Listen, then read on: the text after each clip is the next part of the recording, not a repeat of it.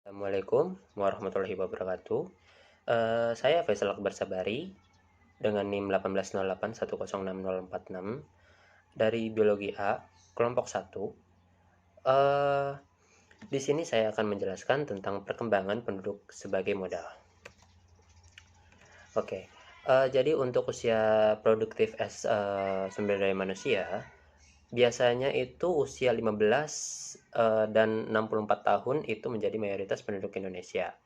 67% sejak 2020 ke depan menjadi jumlah penduduk yang terbesar di Indonesia.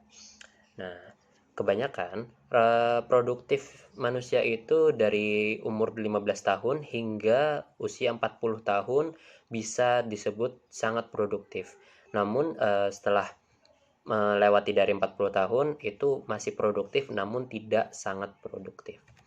Lalu lanjut lagi untuk di modal pembangunan, Indonesia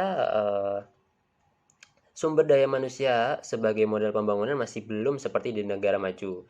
Nah, buktinya masih banyak pengemis yang berkeliaran, walaupun jumlahnya secara relatif lebih sedikit ketimbang di negara lain ya. Sumber daya manusia belum dijadikan pokok utama pembangunan. Namun sayang untuk pendekatan fungsi produksi household tidak dijadikan strategi bersama antara kementerian di Indonesia untuk meningkatkan sumber daya manusia di Indonesia.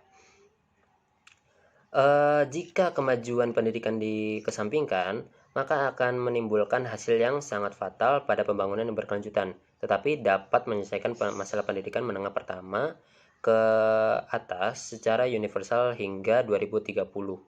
Nah, maka dapat mencegah 200.000 kematian akibat bencana dalam 20 tahun yang akan mendatang. Pengembangan pendidikan harus dapat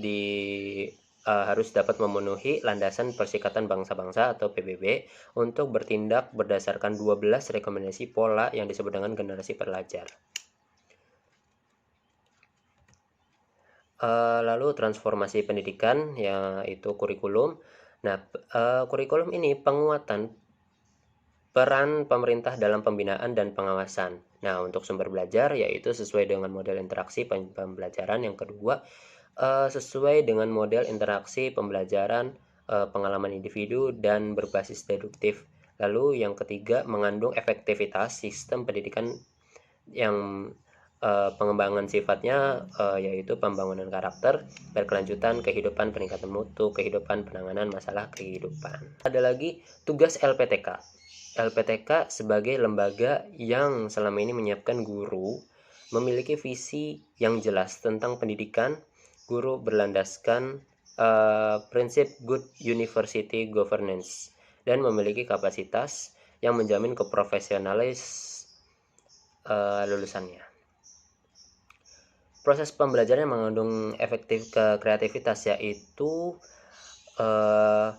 mampu kreativitas dapat diperoleh bisa bisa mengamati, bertanya, menalar, mencoba, bahkan membentuk jejaring atau menambah channel.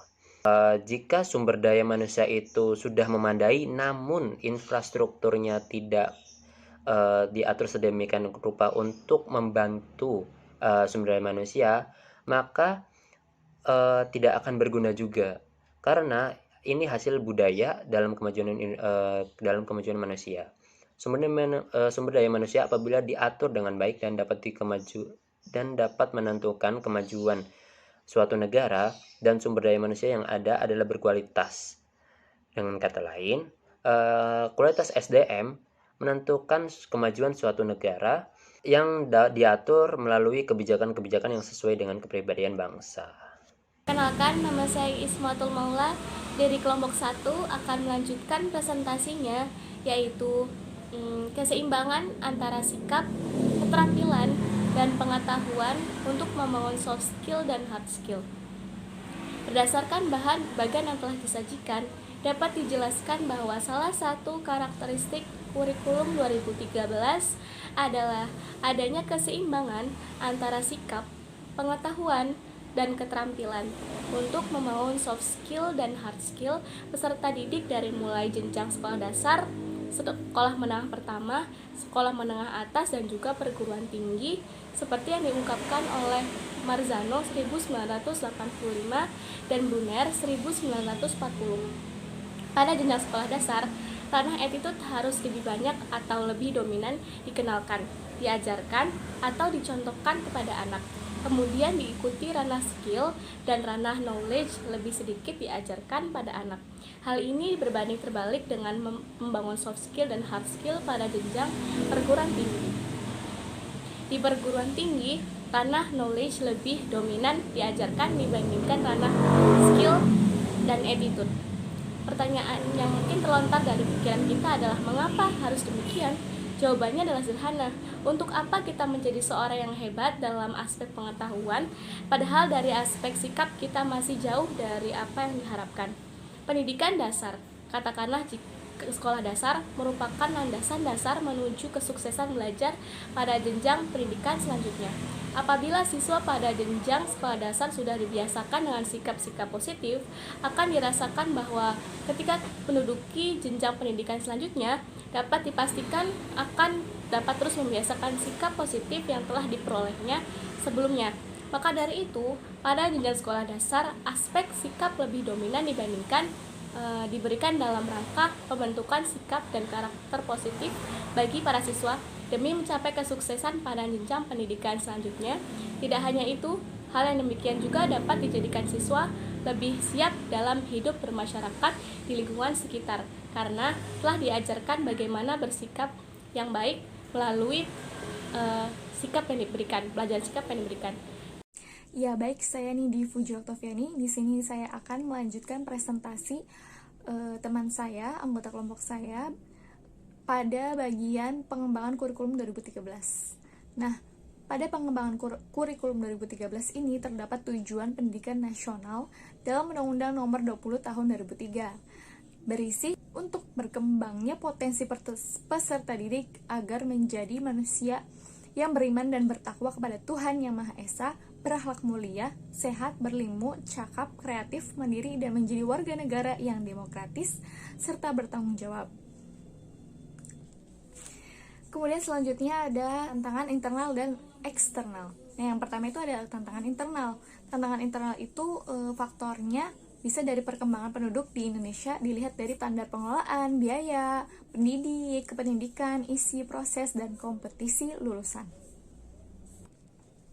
Kemudian terdapat tantangan eksternal, yaitu tantangan dari luar seperti persepsi masyarakat di luar, kemudian lingkungan sekitar yang negatif seperti narkoba dan lain-lain. Kemudian kurikulum 2013 juga terdapat perkembangannya dari kurikulum KBK atau 2004 ke kurikulum 2013 ini. Misalnya itu dari kurikulum 2004 mengalami kekurangan. Nah, pastinya akan disempurnakan oleh menuju ke kurikulum 2013 supaya akan menjadi lebih baik lagi untuk para siswa-siswa atau guru-guru. Kemudian langkah yang kedua yaitu pendalaman dan perluasan materi. Pendalaman atau perluasan materi ini bisa dilakukan dengan menambahkan materi penting atau bisa juga dilakukan dengan evaluasi setelah pembelajaran. Kemudian soal-soal yang digunakan juga soal-soal berpikir tingkat tinggi. Kemudian ada langkah yang ketiga yaitu penguatan proses tata kelola kurikulum. Kemudian ada langkah yang ketiga yaitu penguatan proses tata kelola kurikulum, yaitu dengan menyiapkan pada tingkat pusat buku pegangan pembelajaran untuk menjamin keterlaksanaan serta untuk memperketat peran pendampingan dan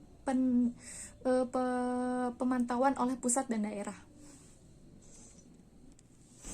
Kemudian langkah yang keempat yaitu penyesuaian beban. Nah, penyesuaian beban ini seperti terdapat kesulitan dan solusi pada guru serta peserta didik. Misalnya, peserta didik ini mengalami kesulitan mata pelajaran, susah memahami, jadi peserta didik harusnya disediakan buku oleh pemerintah. Kemudian guru juga misalnya susah atau bingung ingin mengajar apa, sebaiknya guru itu mempunyai panduan supaya belajarnya itu teratur dan sesuai dengan kurikulum. Saya Foni Marcelia dari kelompok 1. Di sini saya akan melanjutkan presentasi yaitu tentang reformasi pendidikan. Reformasi pendidikan adalah upaya perbaikan pada bidang pendidikan. Reformasi dibagi menjadi dua, yaitu terprogram dan sistematis. Menurut David, terdapat 4 strategi mayor, yaitu yang pertama, akuntabilitas berbasis standar, yang kedua, reformasi sekolah secara menyeluruh, yang ketiga, strategi pasar, dan yang terakhir yaitu pembuatan keputusan yang bersifat demokratis. Selanjutnya yaitu kondisi reformasi di pendidikan di Indonesia. Reformasi pendidikan mengacu pada 8 standar. Itu yang pertama adalah standar isi, mencakup lingkup materi minimal dan tingkat kompetensi minimal untuk mencapai kompetensi lulusan minimal pada jenjang jenis pendidikan tertentu. Yang kedua yaitu ada standar proses. Pada satuan pendidikan merupakan pelaksanaan proses pembelajaran secara interaktif, inspiratif, menyenangkan, menantang, memotivasi peserta didik untuk berpartisipasi aktif, serta memberikan ruang yang cukup bagi prakarsa, kreativitas, dan kemandirian sesuai dengan bakat dan minat. Nah, selanjutnya ada standar kompetensi lulusan atau SKL untuk pendidikan dasar dan menengah melaksanakan peraturan Menteri Nomor 22 Tahun 2006 tentang standar isi untuk kesatuan pendidikan dasar dan menengah, serta peraturan Menteri Pendidikan Nasional 2003 Tahun 2006 tentang standar kompetensi lulusan untuk kesatuan pendidikan dasar. Yang selanjutnya ada standar pendidik dan tenaga kependidikan, di mana pendidik harus memilih kualifikasi akademik dan kompetensi sebagai agen pembelajaran, sehat jasmani dan rohani, serta memiliki kemampuan untuk mewujudkan tujuan nasional. Selanjutnya yaitu ada standar sarana dan prasarana. Setiap satuan wajib memiliki sarana dan prasarana. Nah, selanjutnya yaitu ada standar pengelola. Dalam satuan pendidikan dilakukan oleh manajemen memiliki kewenangan untuk mengelola sekolah sedemikian rupa. Yang selanjutnya yaitu ada standar pembiayaan yang dilakukan dalam manajemen sekolah sesuai dengan standar nasional pendidikan, terdiri atas biaya investasi bantuan pendidikan, biaya personal, biaya operasional satuan pendidikan. Yang terakhir yaitu ada standar penilaian pendidikan yang dilakukan di sekolah mengacu pada sistem penilaian berkelanjutan yang dikembangkan oleh tim jaringan kurikulum. Kelebihan dan kelemahan dari reformasi. Kelebihan dari reformasi yaitu pendidikan di Indonesia menjadi lebih maju karena dilakukannya upaya untuk memajukan pendidikan. Yang kedua yaitu menambah motivasi bagi siswa, bagi anggota pendidik baik dari guru atau peserta didik.